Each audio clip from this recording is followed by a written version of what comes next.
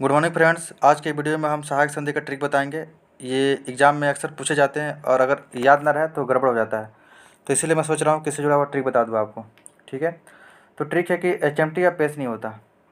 वैसे भी एचएमटी घड़ी काफ़ी पुरानी हो गई है, आपके बनता नहीं है तो अब पेस्ट नहीं होता वो। ठीक है, तो एस से यहाँ हो जाएगा हैदराबाद, एम से हो जाएगा मैसूर, टी से हो जाएगा तंजौर, अब से हो जाएगा अवध, पेश से हो जाएगा पेशवा। ये सारे क्रम से हैं।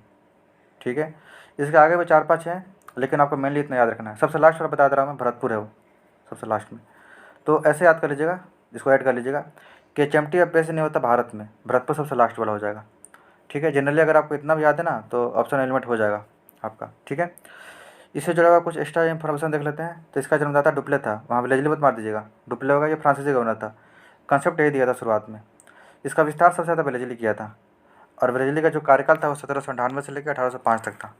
ठीक है, और ये पूछेगा कि वेलेजली के पहले इसका प्रयोग कब हुआ था, डुप्ले को छोड़ के, मतलब अंग्रेज़ों के समय में। तो ये अवध में हुआ था। आपको पता होना चाहिए कि 1764 में जो बक्सर का युद्ध हुआ था, उसके बाद इलाहाबाद संधि हुई थी। तो अवध के साथ उसमें 3 लोग थे, उसमें शाह आलम द्वितीय थे, उसके बाद उसमें मीर कासिम था, और अवध के नवाब थे। तो तीनों को शिवसेना को अंग्रेज़ों ने हराया था, उसके साथ इलाहाबाद संधि हुई थी। तो जो अवध के साथ संधि हुई थी ना, वो सहायक संधि जैसा ही था। तो माना जाता है कि उसके पहले अवध के साथ इसका प्रयोग किया गया था। ऐसे मेनली पूछता है ये वाला, यही वाला पूछता है मेनली, वेलेजली वाला पूछता है। तो ये मेन है, ये सारा याद कर लीजिए, एचएमटी का पेश नहीं होता। ठीक है, इसके बाद हम वेलेजली जुड़ा हुआ कुछ और भी फैक्ट देख लेते हैं। तो वेलेजली का कार्यकाल तो मैंने बताया 1798 से 1805 तक था। इसके समय और क्या क्या हुआ तो वो भी देख लेते हैं। तो इसके समय हुआ था सेकंड आंग्ल मराठा युद्ध, 1803 से लेके 1805 तक। ठीक है, और उसी में 1802 में बसीन की संधि हुई थी पेशवा बाजीराव के साथ। वही सहायक संधि था, उसी के द्वारा माना जाता है कि पेशवा के साथ किया गया था सहायक संधि। ठीक है, इसके बाद मैसूर के साथ युद्ध हुआ था, चतुर्थ आंग्ल मैसूर युद्ध वेलेजली के समय हुआ था। और ये याद कर लीजिए कि इसका कारण भी था सहायक संधि, क्योंकि ये सहायक संधि कराना चाहता था मैसूर के साथ। टीपू सुल्तान इसके लिए तैयार था नहीं। तो फाइनली युद्ध हुआ, चतुर्थ आंग्ल मैसूर युद्ध, जिसमें टीपू सुल्तान मारा गया युद्ध करते हुए, और फाइनली सहायक संधि के द्वारा मिला लिया गया मैसूर को। तो ये 2 फैक्ट याद कर लीजिएगा। इसके अलावा वेलेजली अपने आप को बंगाल का शेर बोलता था, ये भी याद कर लीजिएगा। इसके अलावा 1799 में प्रेस सेंसरशिप एक्ट लाया था, ये प्रेस पर प्रतिबंध के लिए लाया था।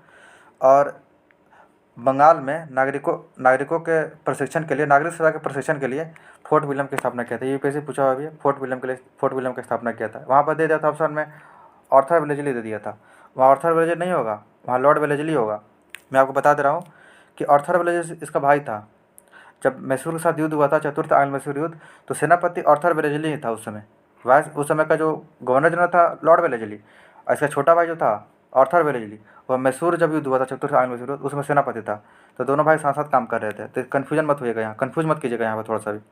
ठीक है, इसके बाद अब मैं थोड़ा सा बता दे रहा हूँ कि वेलेजली के पहले कौन था, वेलेजली के बाद कौन था। वेलेजली के पहले था, आप याद कर लीजिए, एक्स्ट्रा इन्फॉर्मेशन नहीं है, सर जॉन सॉर था। ये 1793 से लेकर 1798 तक था ये।